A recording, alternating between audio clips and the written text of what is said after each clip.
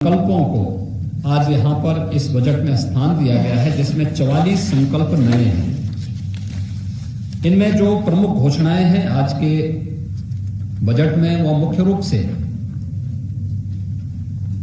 उज्ज्वला योजना के अंतर्गत जो लाभार्थी परिवार हैं उनको वर्ष में 2 रसोई गैस के सिलेंडर उपलब्ध करवाने की घोषणा, और वह बजट में उन्हें स्थान दिया गया है। अन्नदाता किसानों के लिए भामाशाह भाव स्थिरता कोष की स्थापना के लिए धनराशि फंड की स्थापना की गई है। पुजारियों के लिए, संतों के लिए और उस तबके के लिए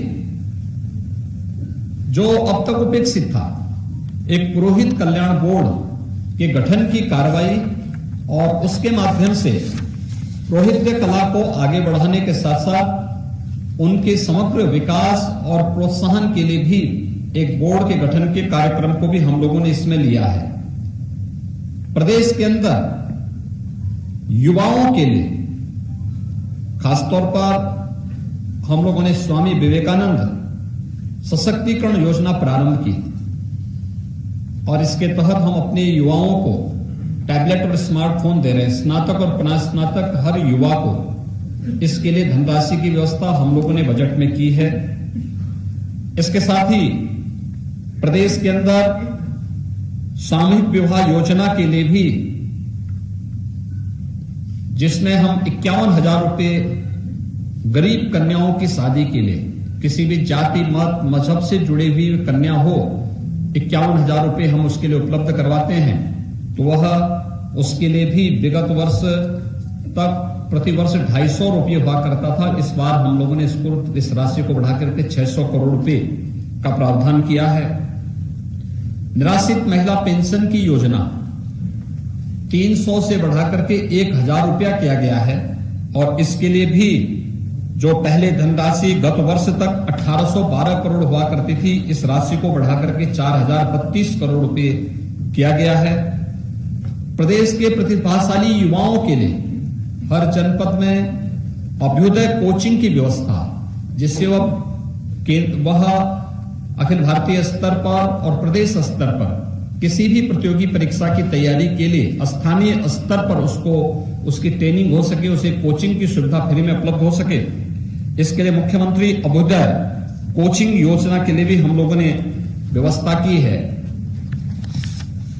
वृद्धावस्था पेंशन की राशि, गत वर्ष तक ये राशि 3,600 करोड़ रुपए सालाना हुआ करती थी। इस बार इसको बढ़ा करके 7,000 करोड़ रुपए से अधिक की इसमें बढ़ोतरी की है। यह राशि भी पहले उन बुजुर्गों को 300 रुपए मिलती थी, फिर वो बढ़ा करके 500 हमारी सरकार ने किया और उसे इस समय 1,000 रुपए करने का प्रावधान भी। ग्राम उन्नत योजना, जिसमें प्रदेश की सभी ग्राम पंचायतों के लिए सड़कों पर स्ट्रीट लाइट के रूप में सोलर स्ट्रीट लाइट के लिए हम कार्य कर सकें, इसके लिए फंड की व्यवस्था हम लोगों ने इस बजट में किया है। कल्याण विभाग के द्वारा ग्रामीण क्षेत्रों में स्टेडियम के निर्माण और मिनी स्टेडियम के निर्माण की कार्रवाई, उनके रक्षण, अनुरक्षण और उनके उपकरण आदि की व्यवस्था भी बजट में किया गया है।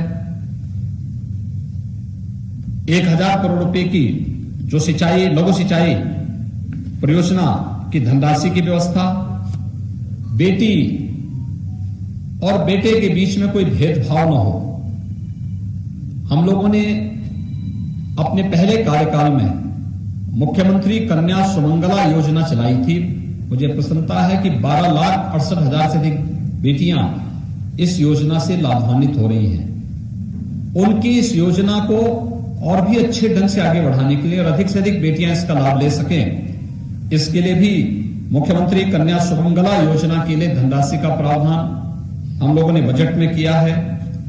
दिव्यांगजन कल्याण योजना के अंतर्गत दिव्यांगजनों की पेंशन की राशि, जो पहले उन्हें 300 रुपए पेंशन मिलती थी, सरकार ने पहले उसे 500 रुपए किया और फिर 1,000 रुपए करते हुए जो व्यवस्था की थी, उसके अंतर्गत भी 720 करोड़ रुपए का प्रावधान दिव्यांगजनों के पेंशन की राशि के लिए विशेष रूप से किया गया है। खेलकूद और अपने युवाओं को इस दिशा में प्रोत्साहित करने के लिए प्रदेश सरकार ने एक कॉर्पस फंड की स्थापना की है।